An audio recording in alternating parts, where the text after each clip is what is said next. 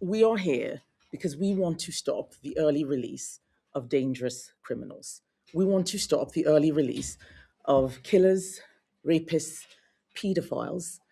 We are very concerned that at least 6,500 rapists, killers, and paedophiles, that's the minimum number, could be released by the 2nd of September.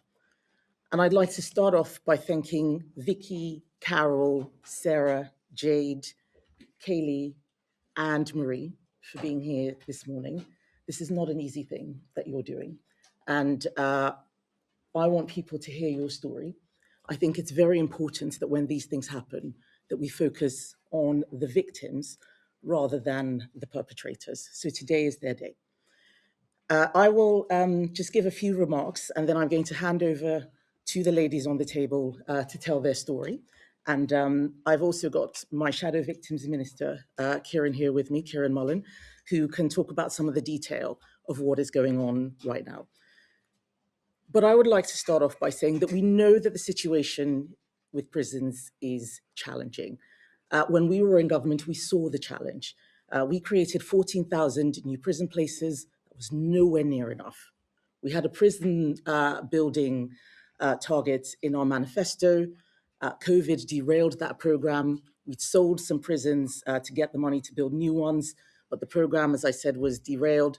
And we also had early release, but not like this. We never had this category of prisoners being released. We never had killers, rapists, paedophiles on early release.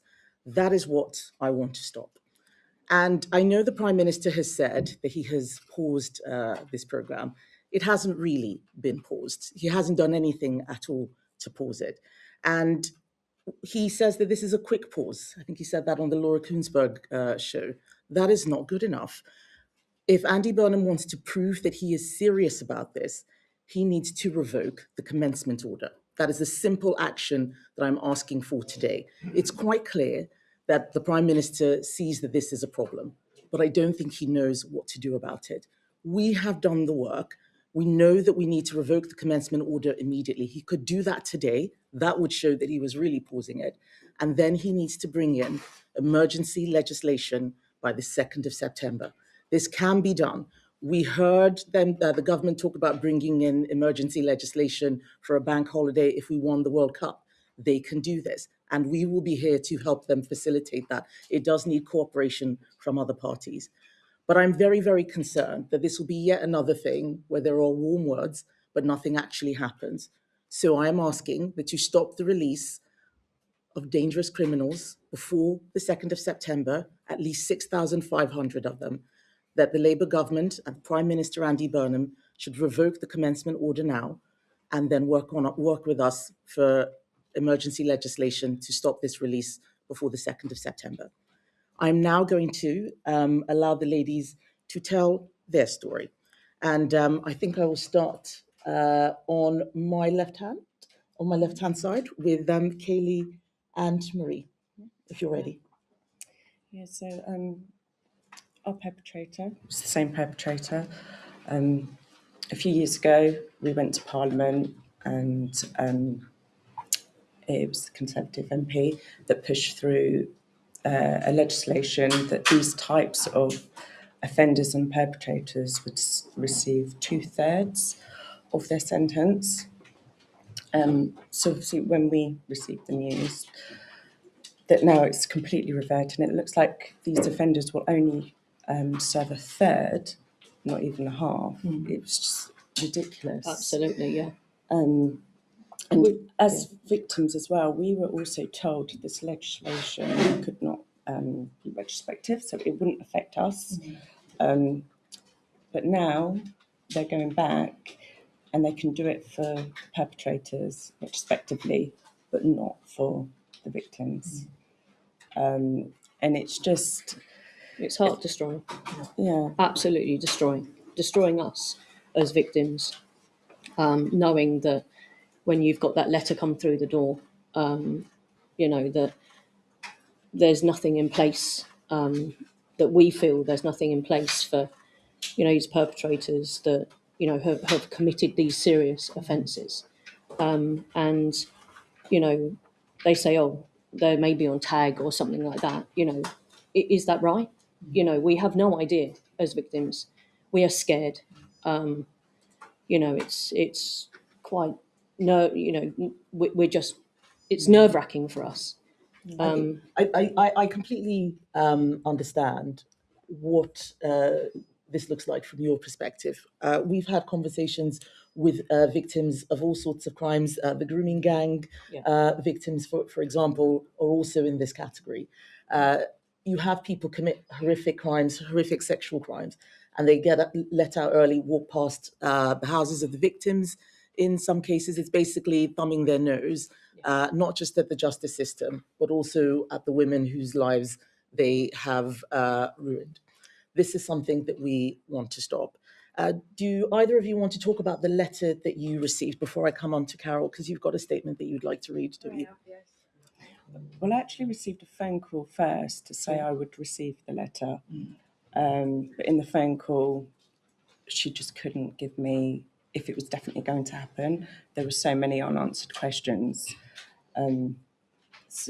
Uncertainty. Yeah. There is Yes. lots of uncertainty around the whole thing. They couldn't give us any times, dates, or anything like that. So Exclusion zones. exclusion They couldn't tell zones, us. giving us time to, maybe go back to court for any sort of, putting anything in place so we can be safe. So, my family can be safe. That's what I want to get out here today. It is us as victims. Are we safe? And I don't think we are. So It's a painful reminder that our fight for our voices, our fight for the justice system, the fight through the court. yes, It's horrific. It's constant. And it's constant. constant. And Yeah. it can be so easily diminished by this government. It's not right. Thank you both. Thank you. Carol. Thank you. Incest is rife in the UK and not enough is being done about it. Only 2% of rape cases get to court. My dad was one of those 2%, and it took me 35 years from 1984 to 2019 to get justice. The judge said that the depravity of his crimes and the effect on me warranted the 20-year sentence. He raped me nearly every day for over 2 years and beat and groomed me from birth. So the sentence already does not accurately reflect the depravity. Instead of serving 50% of his sentence in prison, he will only serve 33. Every minute taken off his prison time is a minute added to my fear and anxiety and a trigger for my complex PTSD. I will be forever looking over my shoulder and wondering if he is there whenever I step out of my door. It is outrageous that the government are minimising the early release by saying it is only a small amount of time off the sentence. Would they minimise it if it was their child who had been raped by a grown man?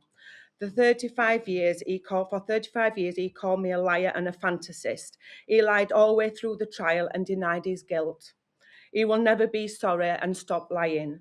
No risk review or risk assessment is going to keep me safe from my dad. I fear his revenge because he has already threatened to effing have me in 2017 if I don't keep my mouth shut and stop exposing him for what he did to me.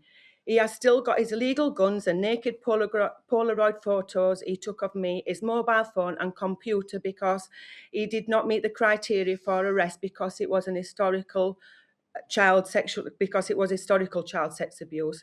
He was summoned to court. I was not his only victim. He raped children outside the home and in our neighbourhood as well. Even though he is an old man, he is a violent predator who is still a danger to the public in general. Innocent children should not have to live their lives. Innocent children should not have their lives stolen anymore. Reducing the sentence is stealing my justice. They will say my dad is an old man and not a risk. He was not an old man when he was raping me. He did the crime. He should serve the time. Do not let him out early.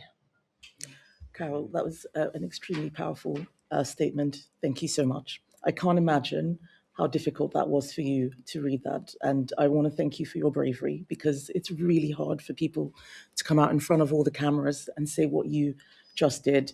But I think this highlights the seriousness of what it is that we are talking about today. This isn't just shoplifters or people who are driving dangerously. This is people who should be in prison for a very, very long time. And there are solutions, which we're going to talk about in a moment, on what we can do. But I think if we're going to get justice for these women, then many of these people should stay in prison. Sarah? Yeah, so I received the letter about 4 weeks ago. And I'm not saying that my case is any different to anyone else's. It's just the simple fact that we're talking about child abuse and rapists. So when I received the letter, I felt sick to my stomach. And then about a week later, I had a phone call with the victim liaison officer. And she turned around to me and said that it affects 2 out of 7 of my perpetrators. One perpetrator, Maury, was sentenced to 19 years in September of 2025, and Hussein was sentenced to 20 years just February, just gone, so only 4 months ago. And the realisation that they could be out in either the next 5 to 6 years is just astonishing. I can't find the real words for it, because it's just so damn right disrespectful, not just to us as children, but also to us as fully grown adults. We didn't want what happened to us, but we did want justice. I fought 11 years for that justice. I went through 3 criminal trials, and now I feel like I'm having it snatched straight back out of my hands. I don't see the fairness. If we're saying 9,000 survivors and victims have received this letter up and down our country, and let's just say, for instance, each survivor has 2 perpetrators, that's 18,000 dangerous offenders back on our streets in the space of 6 years. Now, what are those 18,000 offenders going to do? We cannot monitor them with a tagging. We can't rehabilitate paedophiles. Paedophiles will never be rehabilitated. I just don't see how this is coming into power. And the pause, I welcome the pause, but the pause is just that. It's just a pause. It's not saying, okay, we're going to exempt. All it's doing is it's giving us more time and more breathing space, and it's not fair. We need to exempt all these dangerous offenders. I'd prefer a thief on the streets than someone who's going to rape another child. I completely agree. I completely agree. And there hasn't really been a pause. A pause until September for people who are not coming out until September is not a pause. The government is saying that they want to review. They've already had a review. It's time to make a decision. And this is what I want to highlight today. I'm not, as leader of the opposition, going to let the government get away with telling people things that are actually misdirection. We do need to sort this out. Jade? Yeah, so I was raped as a child, and I received an email to tell me that my perpetrator was going to be released under this new scheme.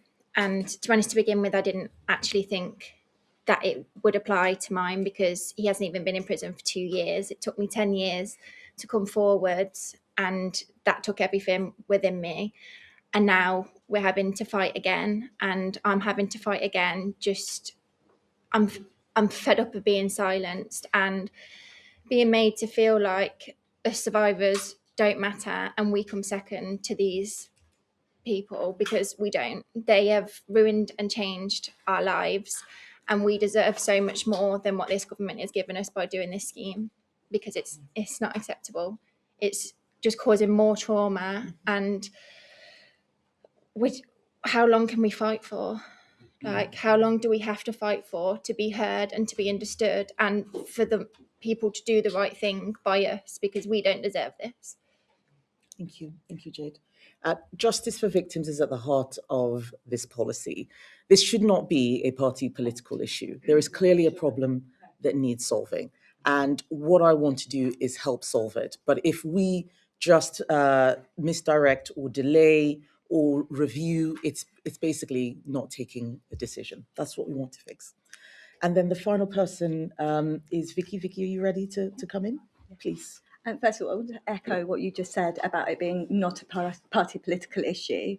And I'm sure every other survivor on this panel will agree that we are all kind of tired of hearing the back and forth between political parties, and we just want a resolution now.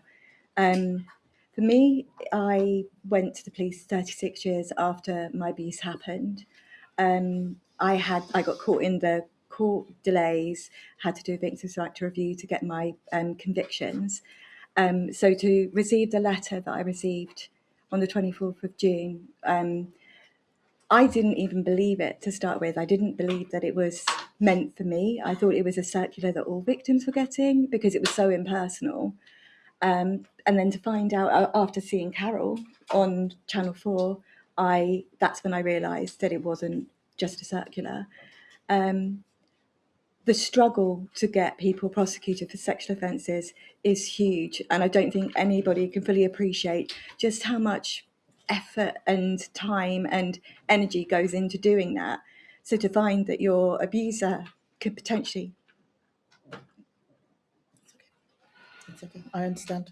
You don't need to say any more. I think we all know where you. potentially be released at 33% is just so upsetting. It's an extremely distressing this is an extremely distressing thing to think about, let alone talk about or have to experience. And that's why I want these women to know that they are not alone. This is something that is common sense.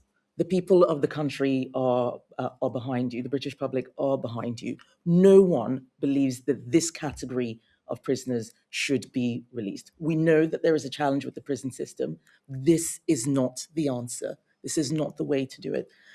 I don't want to push you any further if you don't, but I think we all understand just how distressing and how significant this is for all of the individuals who are concerned. So I will stop this part of the press conference and I will hand over to Kieran Mullen, who is the Shadow Prisons Minister and Shadow Minister for Victims. Thank you. Thanks, Kemi. And I first want to just give my own personal thanks to all of you for what you've done today. When we had the legislation passing in Parliament, I said to Labour MPs and all MPs, imagine how you'll feel 6 months from now if someone comes to your surgery and says that they're a victim of rape, and why did you vote to let these people out earlier? But that was an abstract idea, trying to get them to imagine people. We now know what this is in reality, thanks to all of you.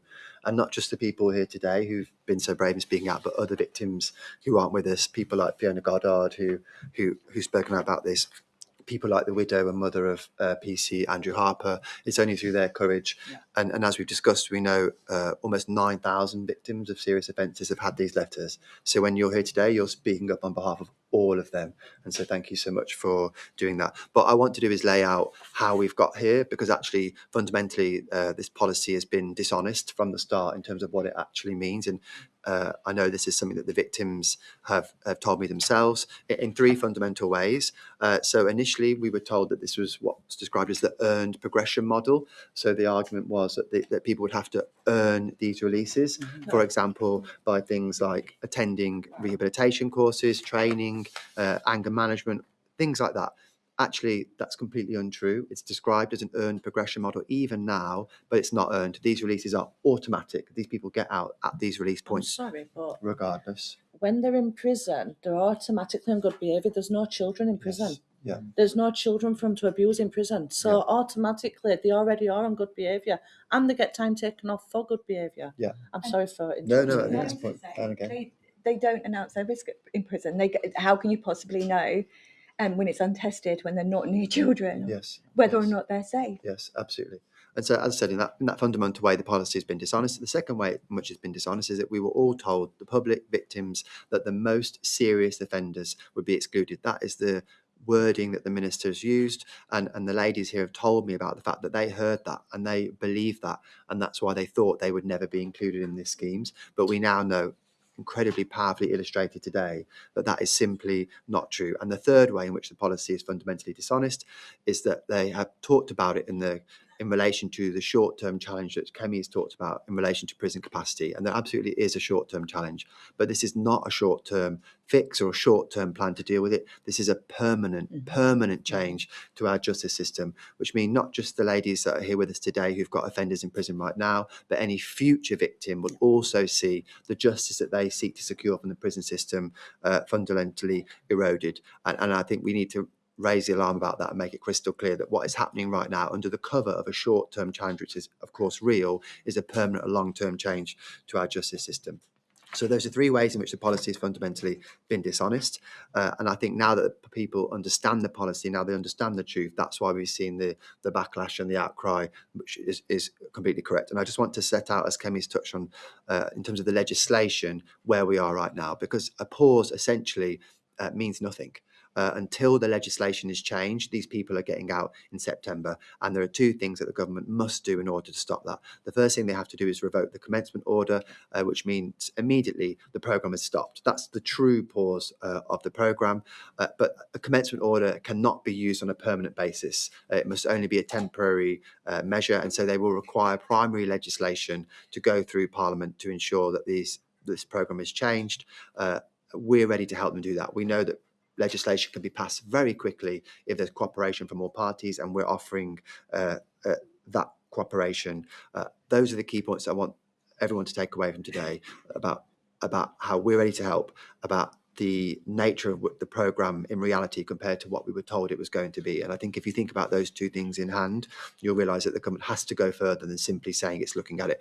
And the final point I want to make is this is actually just building on the uncertainty that these women have already and other victims have already experienced. We're asking them to wait yet more weeks, finding out who will or won't be excluded. What they need is certainty right now that these sorts of offenders will not be released earlier. We can't carry on like this. We can't face this trauma day in, day out. It's so tiring, and we're tired of fighting. We need this resolved, and we need it sorted now. We are exhausted. Yeah. Absolutely exhausted to our stomachs. I just feel that something needs to be done. But can I just say, for all of us to have and come sit on this panel publicly and plead with the government to change this, there's something fundamentally wrong with the situation that it's been allowed to get to this point. You're absolutely right. No, we I'm just lived agreeing. with this. We basically have this for our lives. PTSD for life. If anybody knows what that actually means, it's destroying us. It's not just us either, it's our families. Exactly. It's our loved ones that have to witness what we go through. Yeah. And again, it's just... And there's 9,000 of us. It's not just us. There's 9,000 other people in the country who've And received future these survivors, letters. yeah. How is anyone supposed to have any faith that they will get justice when this is what they do to us? And if I could just add, Sarah's mentioned before, this is just as we're about to launch inquiries into grooming gang offences in various parts of the country, where I know Sarah and other survivors who've spoken out have women approaching them saying, should I give evidence to the inquiry? Should I talk about what happened to me? And they are now fearful about doing that because they don't know if these people, these perpetrators, are going to be released onto the streets at the very moment we're asking them to be even more brave.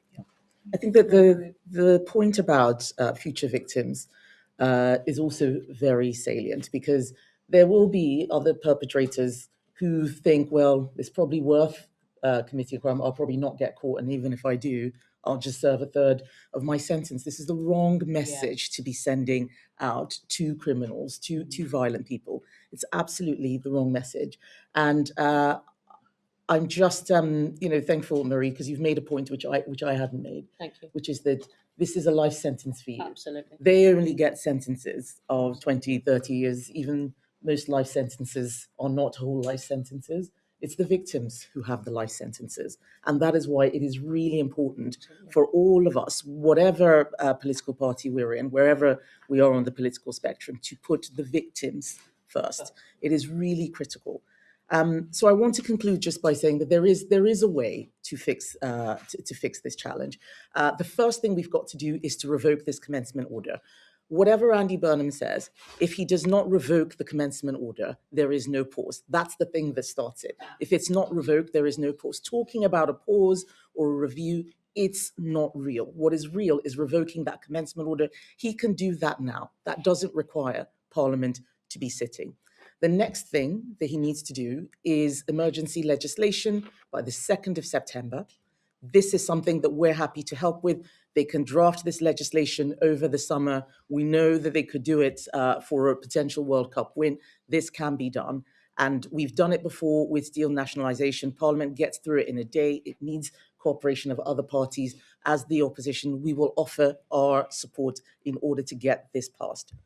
But there needs to be a longer term solution. We do need to build new prison places more quickly and cheaply. This will cost money, but it also needs communities to be supportive of prisons being built around them. One of the things that did cause delays was judicial reviews of prisons not being built. If everybody says no prison near me, we won't get these built. So this is something that the public can help with. Let us build prisons to put these people in. We cannot say no to every single potential site for a prison.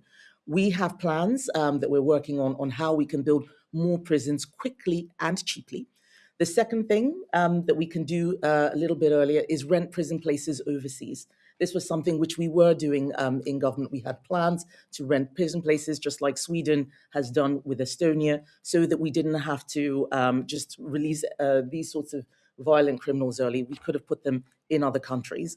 The third thing is to remove foreign offenders to prisons in their home countries.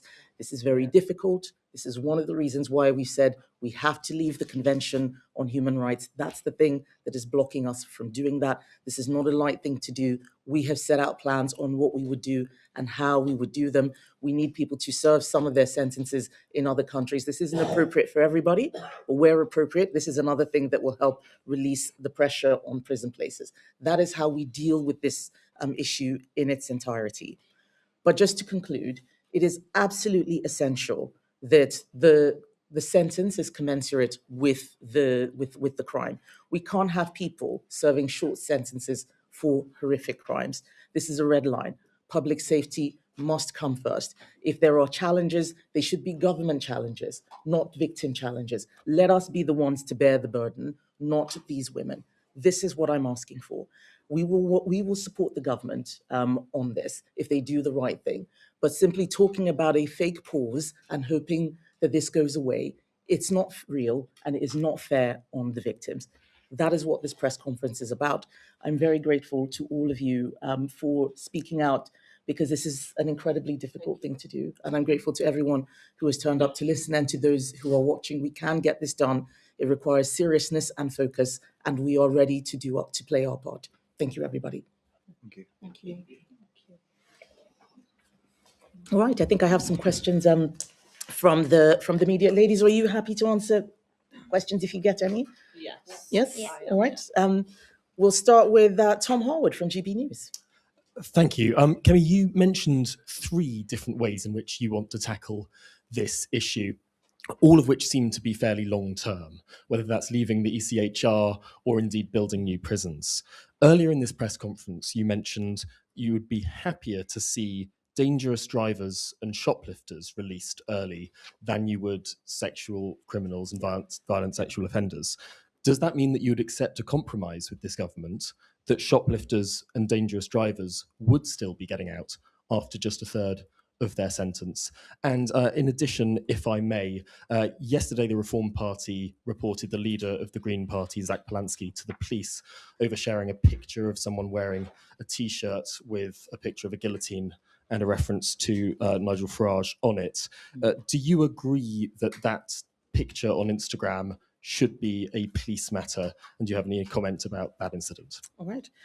So I think we only need to listen to what Vicky and Carol said on your first question. Of course, we would rather no one had early release. I'm not pretending that there is no challenge. There is a challenge. If you do have to release people early, release shoplifters, not paedophiles, rapists, or killers. This is just common sense. I'm offering a common sense solution. And I'm not here to say that everything that happened under Conservatives was perfect. We also had early release schemes, but we never, ever released this category of criminals. We never, ever released rapists, paedophiles, and killers early. That is what is, quite frankly, obscene about this early release scheme. And I feel so strongly about it, but it is not, this morning is not my place. It is really for these ladies to have their say. I think it is obscene. This is not the category of offender that should be released. So if that is the compromise, as you described, Tom, for much more minor crimes, then yes, of course. You asked a second question about Zach Polanski and Nigel Farage and something on Instagram. I will confess I haven't seen it, but there should be no incitement to violence of any sort. I don't know what level it was at for a police matter, but just listening to what they are talking about and what we're talking about, like Zach Polanski and Nigel Farage are spending too much time on Twitter and Instagram and not spending enough time talking to real people with real problems and dealing with a fundamental issue that could see the release of 6,500 dangerous criminals on our streets by the end of the summer. That is obscene. It is not something that we should take lightly. That is what I wish they were talking about instead of whatever petty squabble this is. But thank you, Tom. Carl Dinnan from ITV, please.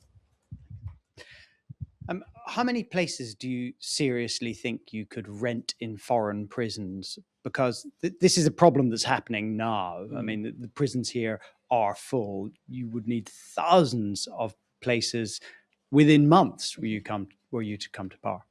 So, Kieran, I think this is Yes, one that sure. you have more of the details, so I'll let you start. I think that's why Kemi's pointed quite reasonably to a variety of options, because obviously those things would be subject to negotiation. But if we're talking about, for example, hundreds of additional spaces, there are hundreds of rapists, for example, that are going to be released after this. So it's where you find the room. And that's why we haven't said that we would oppose any programme to help manage prison capacity crises. It would be a mixture of solutions that over time would balance out. So in the short term, you're right to say that that isn't going to be a huge part of the solution in the very short term, but in the longer term, it potentially could be. I think it's whatever mixture works. One of the challenges we've had in scrutinising this issue is, of course, the government, even now, the government won't tell us how many of each of these offenders are due to be released. So you ask that question, the government won't tell us what we would have to secure in order to achieve that. All of the figures that you see reported in the press are figures that either we've had to calculate or the press themselves. For example, the Telegraph did some excellent work calculating some of the figures.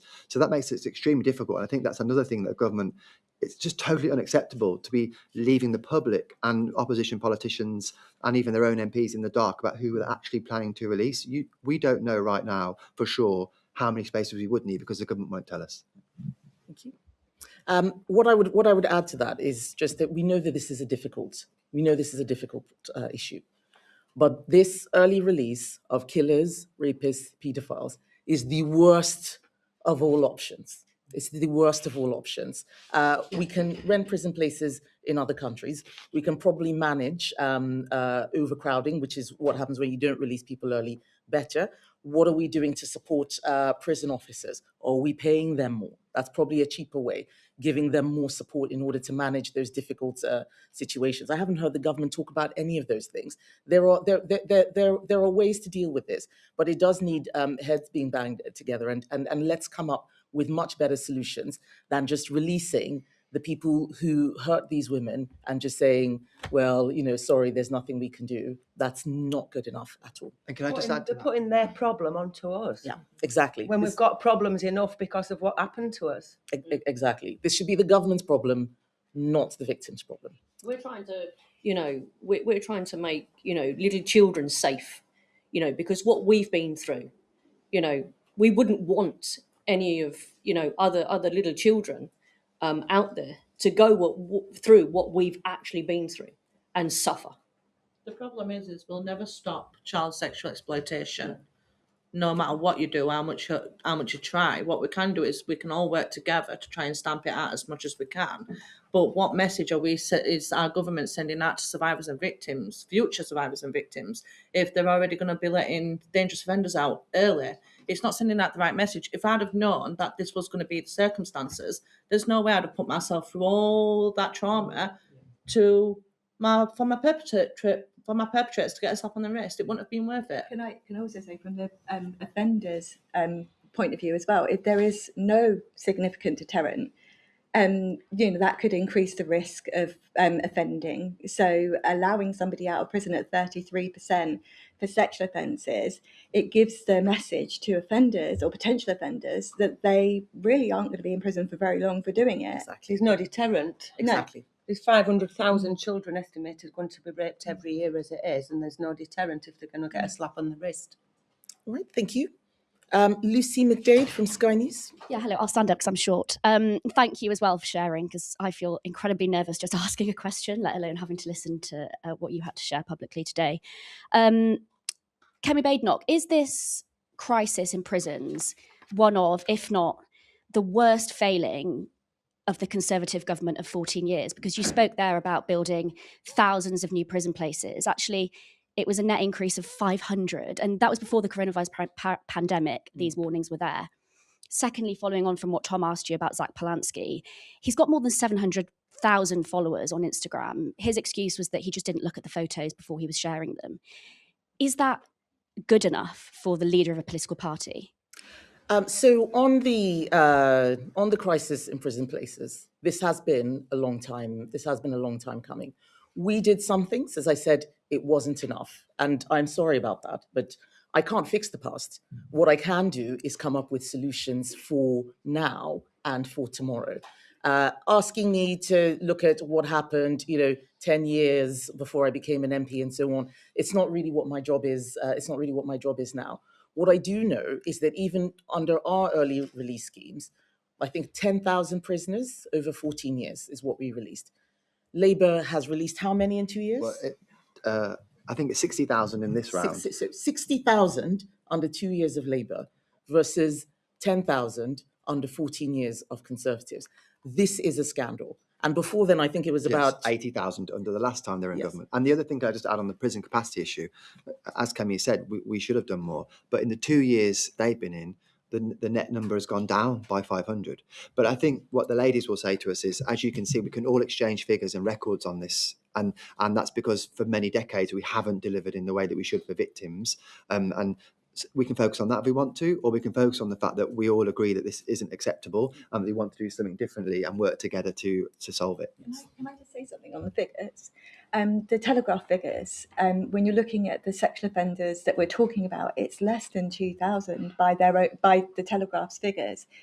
So realistically, you have to look at logically about how much of a dent that will make in the prison population in any case, given the seriousness of their offences. Yeah. And can I pick up on that? And that's why, and the reason for that is actually because this is a long-term change that they're seeking to make. As you've said, if it was a short-term challenge, there are different ways that you can do it. It's actually because it's driven by a desire to do this on a permanent basis. Yes, exactly. And that's what we're calling out. Yes, the permanence of this policy is what makes it even worse.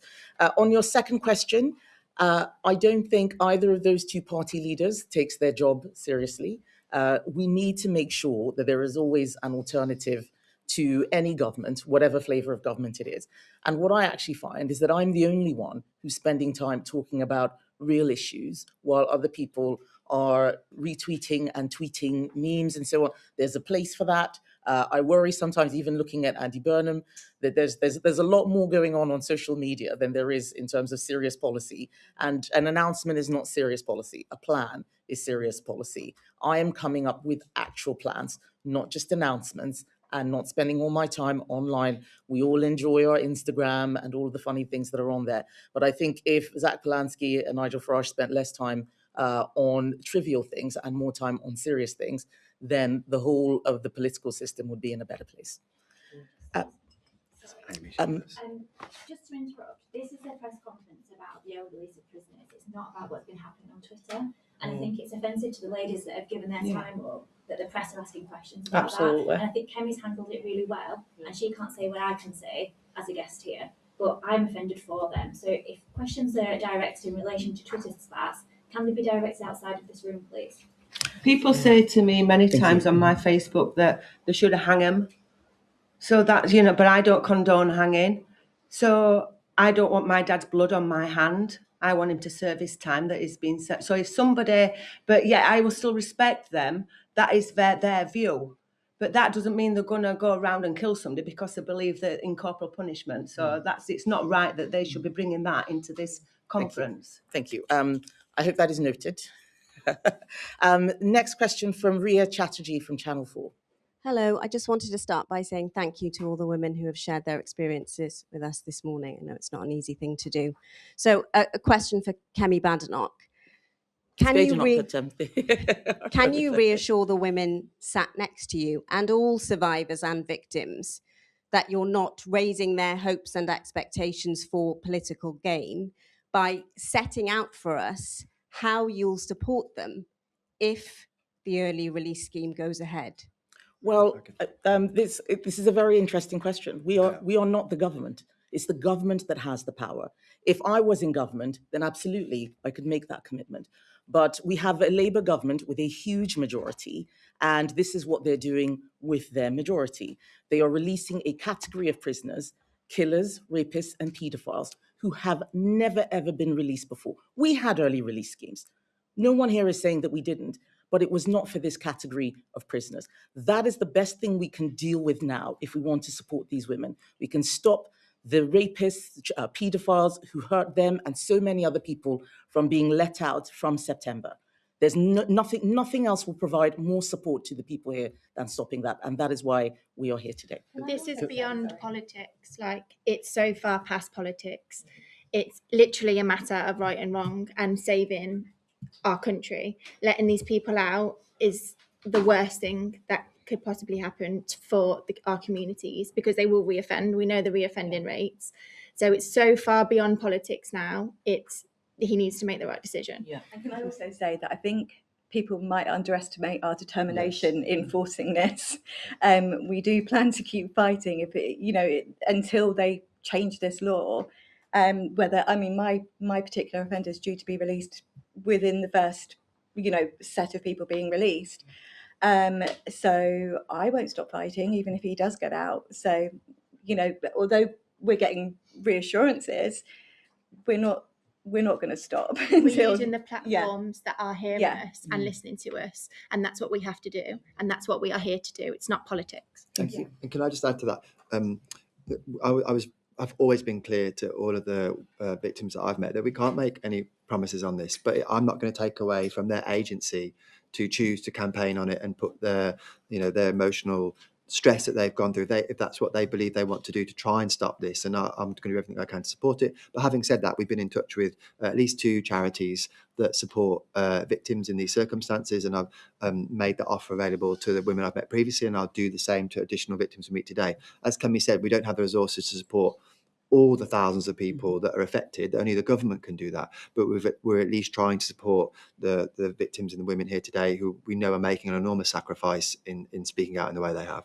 And I'm still in therapy 35 years after it's happened, and I'm waiting to have EMDR treatment now, because I say my nervous system is steady enough to go through with it. And this has just brought me back to where I was before. So it's not my treatment back. They're not going to be having treatment. They're not going to be having therapy for the rest of their lives. This is the life sentence that is really critical people understand. So I have a final question from Charles Hymas from The Telegraph, please, before we close. Hello, Charles Hymas from The Telegraph. If the government comes forward with the proposal for 650 rapists, child rapists and killers, and would exempt them from the scheme, would you support that? As I know you said it was a minimum, but would you support that? 650? I thought it was. I think, as we've said, Charles, we'll have to understand what the figures are, because we don't know for sure. And then I think our precedent is our starting point is the earlier schemes and the exclusions that they typically included. But we'll look at the detail of any specific proposal. But as I've said, the point we want to make clear to everybody is this is a permanent change. And so whilst we might kind of agree that if it were an emergency scheme, we could perhaps agree with it, we can't let go of the fact that it's a permanent change, that they could then come back and change at some later date. So we have to be very cautious in what we agree to. And even if we agree things in the short term, that doesn't mean we won't revisit it further on to unpick the permanent changes they're making for everybody, all offenders, essentially. That includes people not going to prison at all, people getting a third for a whole range of offences on a permanent basis. That isn't the direction of travel I think the public support for all offenders. Can you give us some idea of just the categories? There's a broader point in what you said on whether we would accept that. We have already tabled amendments to stop the release, for instance, of I think it was just rapists for one of them. We tried, because we've been reasonable. So we began with kind of any serious violent offender, any sexual offender, any terrorist offenders. We then compromised further during its passage in Parliament, because we were desperate to stop it to some extent, to focus on sexual offenders. Our opposition day debate was narrowed as well. But we will have to look at it in detail. I don't think we can commit. The point I'm making is that we have already done quite a lot to show how we would work with the government and how to support. They voted against them. Liberal Democrats in the Commons say they support, then the ones in the Lords join the government to vote it down. We need other parties to show their hands. What exactly are they willing to do and say? If we're going to solve this cross-party, then there needs to be some honesty. We had a motion in Parliament on this very issue, and Labour MPs did not even vote at all, which means that they are clearly uncomfortable with this. They're clearly uncomfortable with this, and they didn't want to vote against us. So if they are uncomfortable, whether that's Andy Burnham or any of his 400 MPs, then they should do the right thing, put their money where their mouths are, and help us solve this problem. Whether the specific numbers or how we do it and so on remains to be seen. We've shown our cards. What are they going to do? And that's what I'm asking them now. Simply talking about reviews, talking about pauses, it's not real. I want them to do something that is actually real, not social media clips and hope that the problem is going to go away, because it's not going to go away for these women, and we're going to keep fighting for them. Just one final point on that.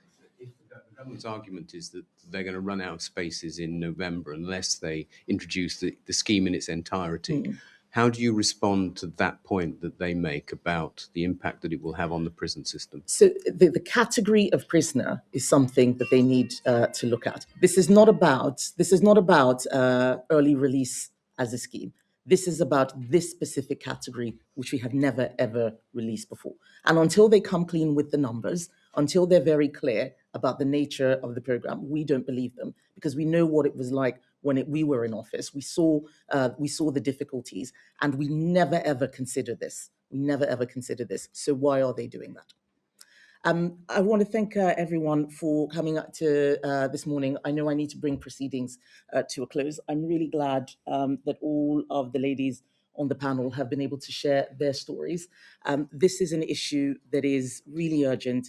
It is imminent. We can stop it, and we hope that we will have support from other political parties and the public in general in order to stop the early release of dangerous criminals, including killers, paedophiles, and rapists. Thank you, everyone.